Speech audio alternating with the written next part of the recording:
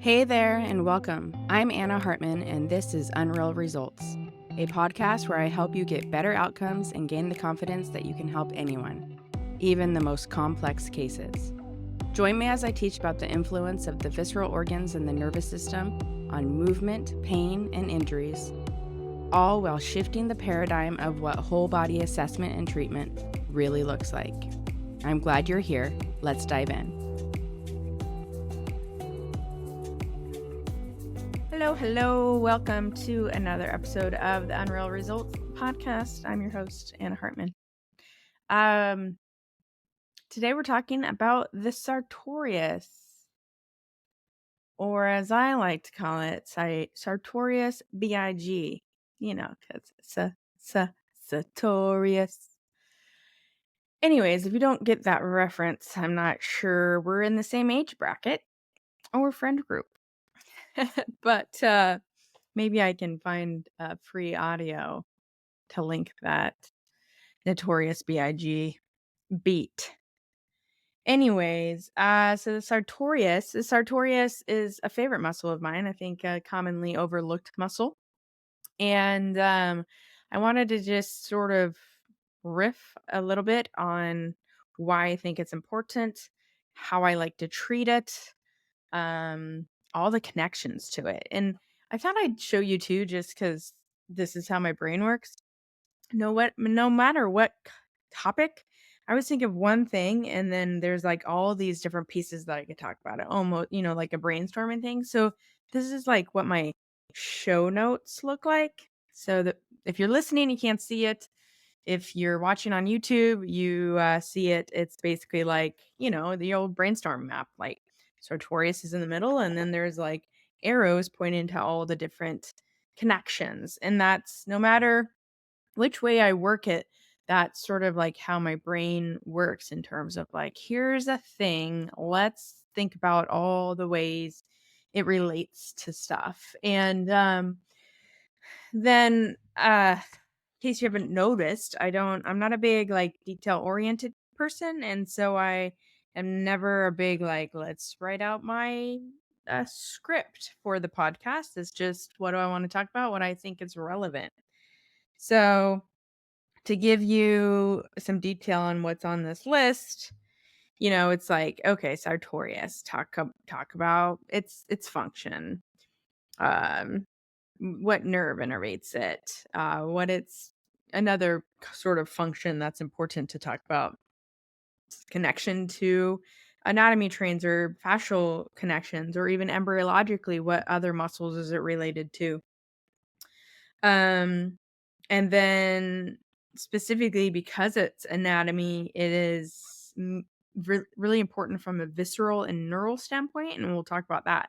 So not just the nerves that innervate the sartorius, but the nerves that the sartorius sort of are a protector of, and how that relates to common pathologies as well. So talk about all things. Oh, and then also, and why I'm even talking about it is because the sartorius ends up being a really common area for me to treat on everyone for different reasons. And that's because of when we look at the anatomy and how it lives in the thigh compartments, becomes a real sweet spot for treatment. So I talked about that. I've talked about that before when we discussed the lower leg and how there's just a couple areas that tend to be a little bit like magical sweet spots that give you reflexively a response within all the compartments of that limb, and this is one of them in the thigh. So, also, I guess that's a spoiler alert if you didn't know, the thigh also has compartments just like the lower leg. And though it's less common to get to compartment syndrome, basically, any way you sort of slice it, when you have a neurovascular entrapment, it is basically a compartment syndrome. If you think of it that way, it's just not classically a compartment syndrome because of like swelling, though it can be, especially in the cases of like thigh contusions and things like that in the sport. So I just jumped right in. The Sartorius, some fun facts, of course. Fun facts about the Sartorius as well. We always like talking about the the root of the words that describe the muscles or nerves or whatever. Sartorius, the root sart means tailor, so it's often originally referred to as the tailor muscle. There's argument on why it's the tailor's muscle. One, it's like how tailors sit, often in like a turned out leg position, kind of like a diamond shape. Also, in Philip Beach's work called Neanderthal sit.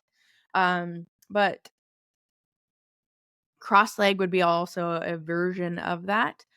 And maybe people whose job was a tailor. Obviously, there was more tailors back in the day than there is now, but tailors tend to have well-developed sartoriuses.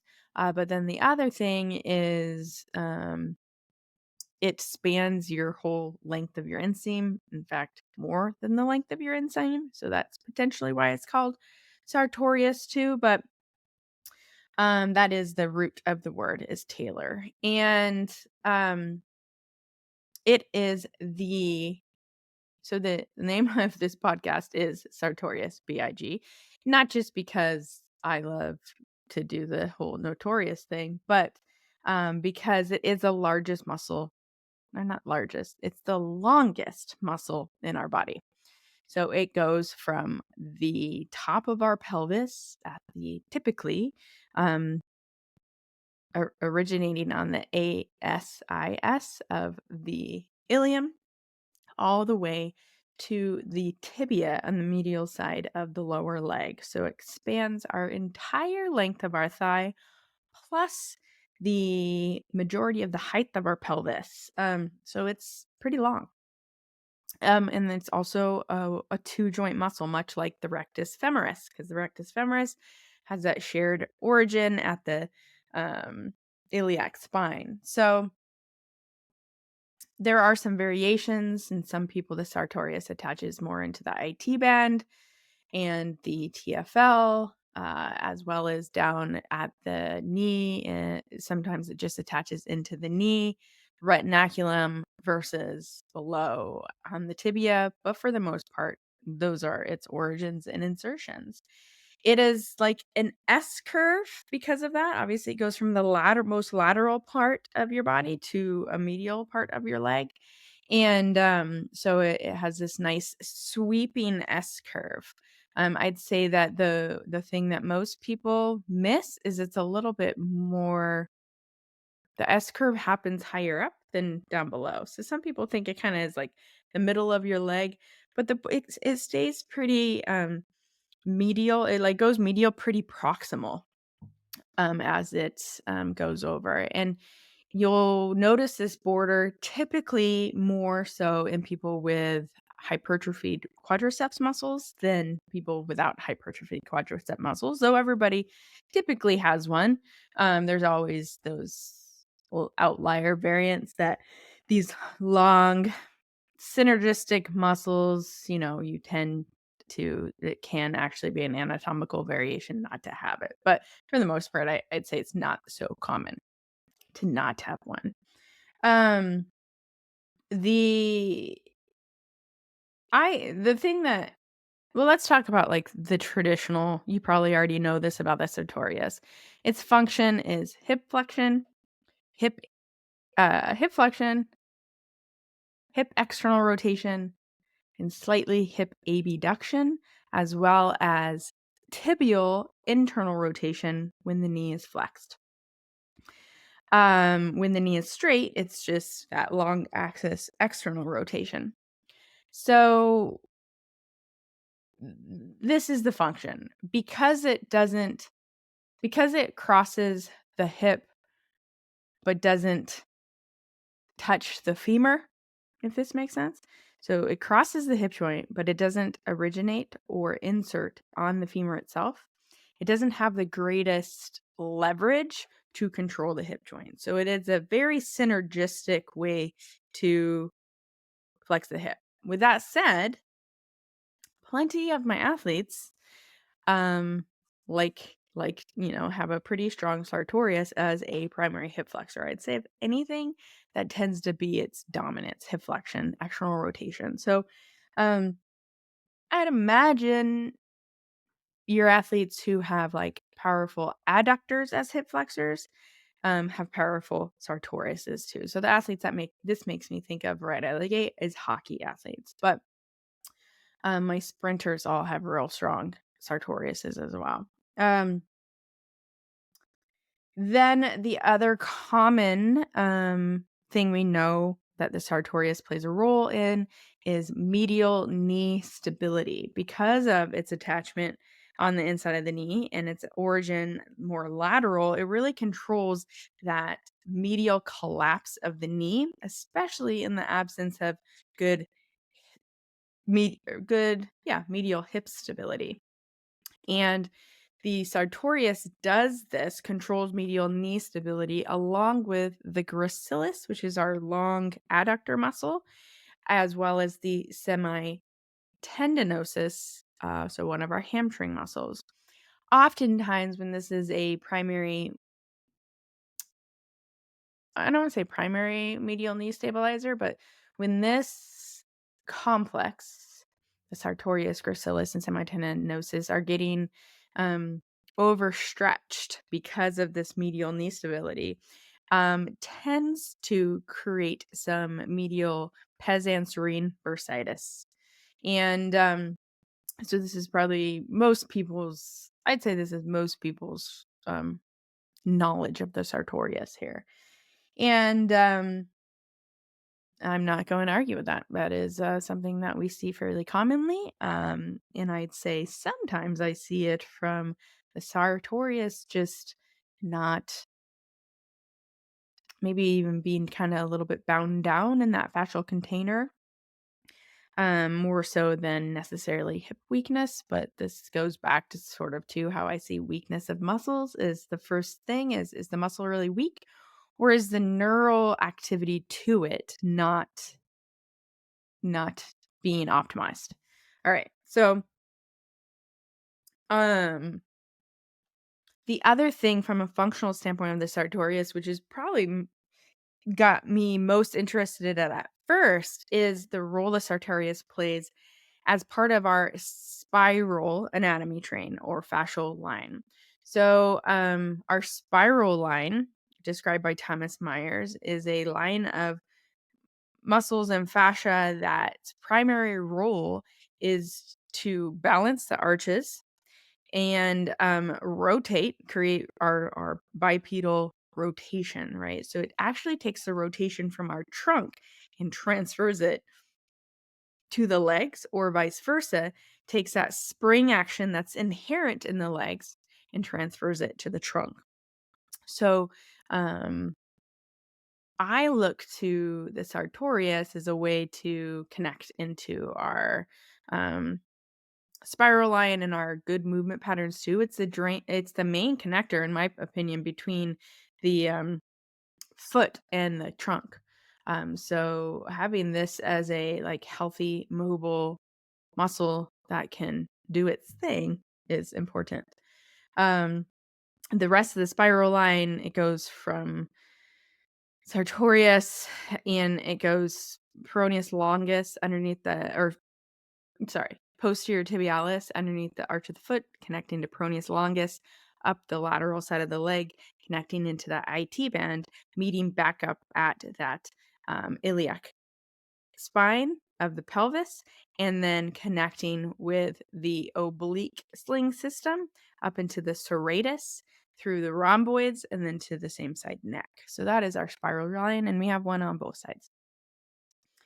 So, the interesting thing too is the beautiful thing about that spiral or the sartorius is you can see the spiral of the shape of the muscle, right? It's that nice S curve going from lateral to medial in the knee, and this is mirrors the spiral of our leg that is inherent to us from an embryological standpoint. So you may have heard me talk about this before, but from an embryo standpoint, before we're born, after our leg limb buds have come from the embryo and start to grow into legs, um, the front of the leg and the back of the leg sort of switch, because what happens is the leg twists and it's on itself. And so the front of the leg becomes the back of the leg, and the back of the leg becomes the front of the leg. This is why, if you've ever thought about it, the term dorsiflexion, when you dorsiflex your foot, you're moving your foot towards the front of the shin. That's actually our dorsum. That's our dorsal surface of our leg. And so that spiral going into internal rotation is what gives us that bounce, that spring back into external rotation, right?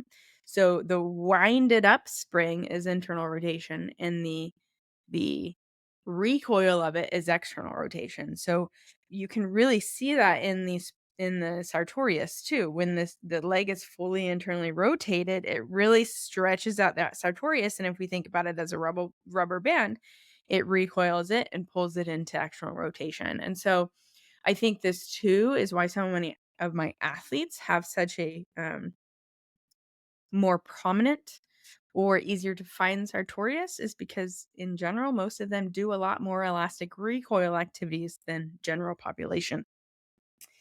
So with that said too, that means it's probably an important part of our elastic recoil function of the lower extremity.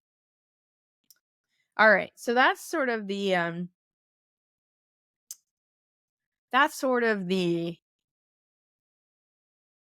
I'd say more common things we know about the sartorius, and usually why I'm treating it is for these reasons. So the sartorius is very superficial. It's like skin, not a whole lot of adipose tissue typically between the skin and the sartorius. It is a very superficial, it's within the superficial fascia, or the first container of the fascial compartments of the leg. And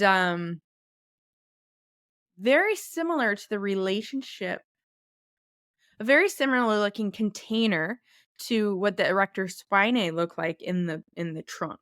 So the erector spinae are enveloped in a fascia on, like, all around it basically, right? And then it all that those 3 layers of fascia come together and hook to the spine, and then 3 layers of fascia come together on the other side and then invest into the 3 layers of the abdominal muscles. Same thing, sort of the sartorius, it is within the fascial container and has a connection to the medial compartment. It is in the anterior compartment, but it's compartmentalized on its own as well. Even though it's technically part of the anterior compartment, it's kind of its own little compartment. So it has 2 interfascial triangles on each side of it, medial and lateral, and then it also has a connection to the posterior compartment. So it joins with the posterior and lateral intermuscular septum, as well as the medial intermuscular septum. So it actually sartorius actually influences and has a pull or a relationship on each of the 3 compartments of the thigh. Because of that, it can influence the neurovascular structures in all the compartments. So this means a tight, if you want to use the word tight, I don't love that, but it's kind of the best way to think about it. A tight sartorius, or tight sartorius that is not sort of free in its own compartment, free to pull on those compartments, can create tension in the sciatic nerve, the femoral nerve, the saphenous nerve, as well as the obturator nerve. So it can affect function of the quads, sensation to the entire thigh, the medial part of the low leg and toe, foot, and the posterior side of the thigh, as well as like general function of the entire lower extremity, and then the inside medial thigh via the obturator nerve. So that's super important to realize. And because it's so superficial and so related to the skin, this is actually why I treat it so much, is because it's really easy to treat. You could technically Depending on, again, this is like depending on how free it is to move. When it's free to move, you can use your fingers to pick up someone's sartorius and kind of separate from the quadriceps, which is really cool to see. If someone's not that free to move, I use the silicone cups, which I call dynamic cupping. It's the more flexible cup. I do the cup and I do a skin lift technique with the cup to sort of help lift that. I get a twofold response here. I get a reflexive response within all of the compartments, but then I also get a response directly to the sartorius itself because of the relationship to the skin. So I get this reflexive relaxation and of the sartorius itself and everything beneath it and around it. And the cool thing is the things that are beneath it and why I care, like why it becomes also so important. The sartorius is one of the main borders of, and I say sartorius, not just the muscle, but the fascial container itself. The fascia beneath it is sort of the border of the adductor canal, or also sometimes called the femoral canal. The adductor canal contains the femoral artery, the femoral vein, the lymphatic structures, and then branches of the femoral nerve, the biggest branch being the saphenous nerve, which is the largest cutaneous nerve of the femoral nerve. The saphenous nerve gives sensation to the lower leg. It can mimic medial Achilles pain, big toe pain, shin splints. Um, There is also a branch in this area off the saphenous nerve that innervates the patella tendon, so patella tendonitis. The infrapatellar branch goes here. It's a very common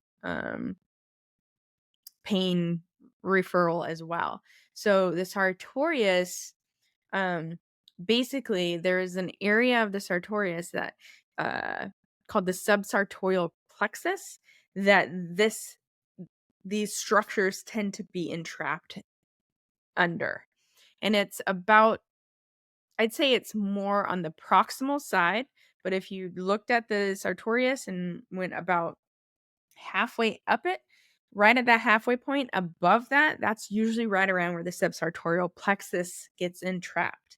And so some of the other little branches of the femoral nerve here that get entrapped is the intermediate cutaneous nerve, which is sensation to the thigh, medial cutaneous nerve, sensation to the thigh, and then the anterior branch of the obturator nerve. That's all in that subsartorial plexus area. And not part of the subsartorial plexus, but beneath the sartorius is the adductor canal, and that's the area where the saphenous nerve is gonna be entrapped. And then also that adductor canal I've talked about shouldn't be new to you. I talk about it in the swelling reduction protocol because it's a really important spot that ends at the adductor hiatus. The adductor hiatus is where the femoral artery and vein go from the anterior thigh and go through the adductor hiatus to the posterior thigh and become the popliteal artery and vein. So that area is a really important sort of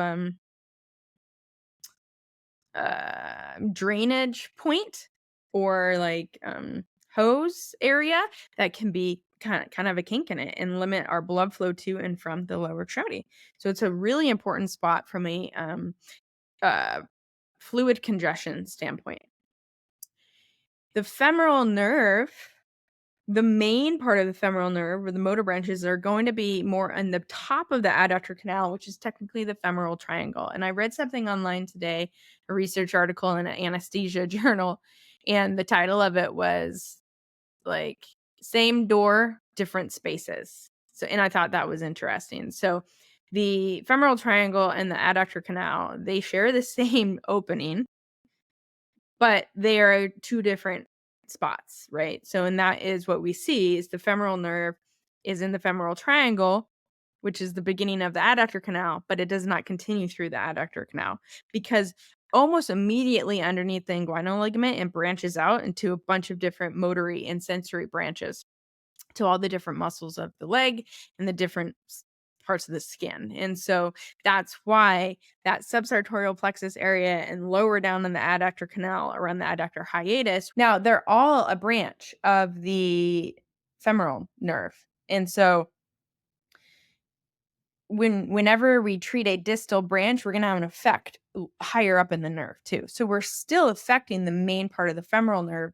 So we're still going to see a change in things related to the femoral nerve. So strength of the quadriceps, strength of some of the shorter hip flexor muscles, that kind of thing, because of the relationships, right? And then also, if we look at the proximal end of the sartorius, this is also can be a common entrapment site of the lateral femoral cutaneous nerve too. And so we've got multiple entrapment sites along the sartorius that can affect various cutaneous nerves, motor branches, and other nerves of the lumbar plexus. So this is, again, sartorius is a huge one. So besides cupping, the thing that I tend to do, I'd say the thing that I tend to do from a treatment standpoint, besides the cupping part to the sartorius, is to stretch it.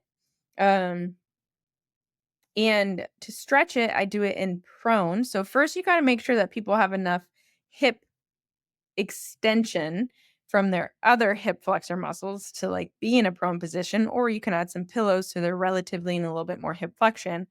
But maintaining femur adduction, so I bring the femur towards the midline of the body, and then I actually do this in full knee flexion, even though the sartorius does cross the actually, because the sartorius crosses the knee joint, I wind it up a little bit there. But then I also do it in full knee flexion to protect the tibial femoral joint, because then I take the whole femur and I internally rotate it. And if you're using the lower leg to internally rotate the femur, if you're not careful, you can drive hypermobility through the tibiofemoral, the knee joint, and cause a lot of knee problems. So I'm really conscious when I'm doing this stretch. That is the thigh bone moving in internal rotation.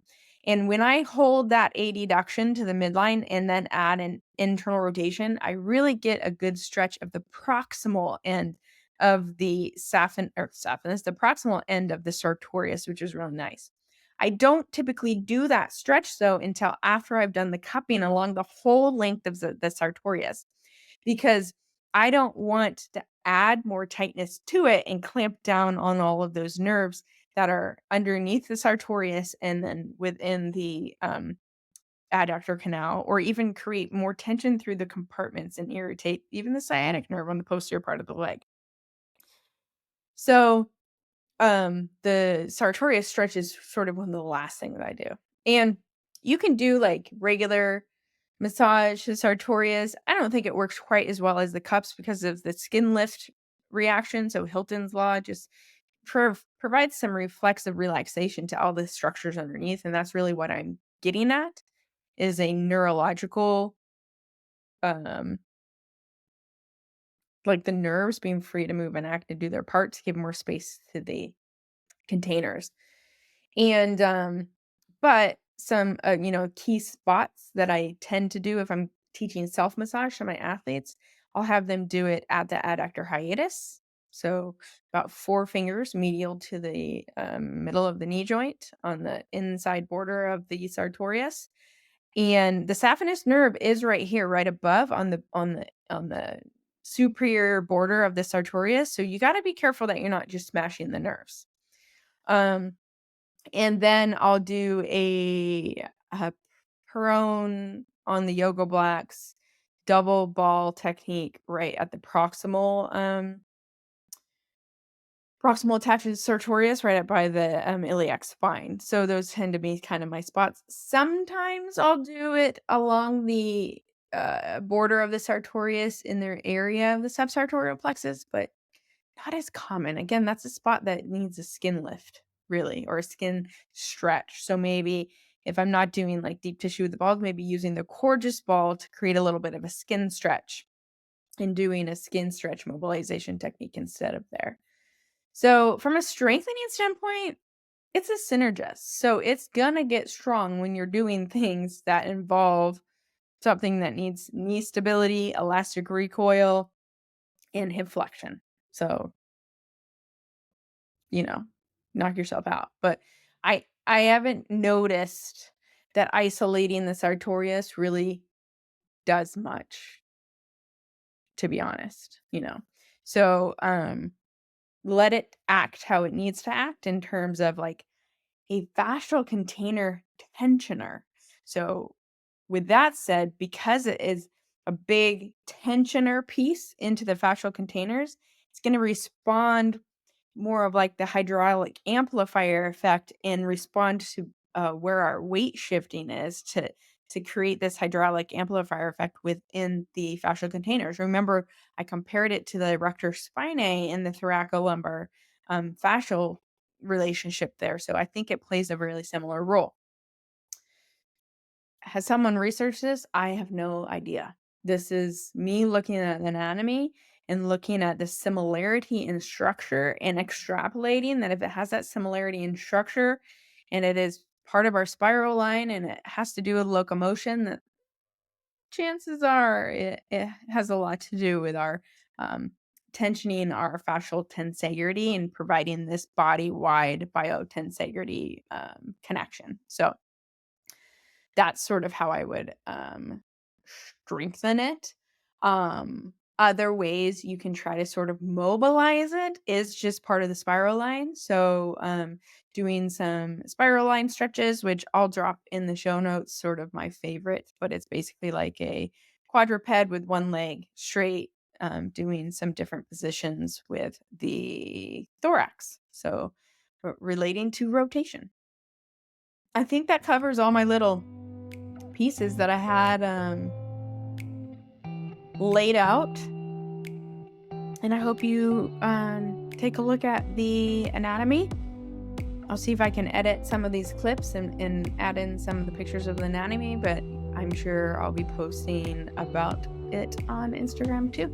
So, but also it's easy. Just go to your Google browser or whatever your favorite browser is and type in Sartorius, click images, or type in cross-section of the thigh.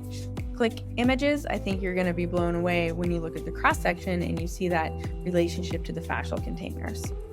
Much similar to that of the shrunk. So have a great week. We'll see you next time. Thank you for being here. Peace out.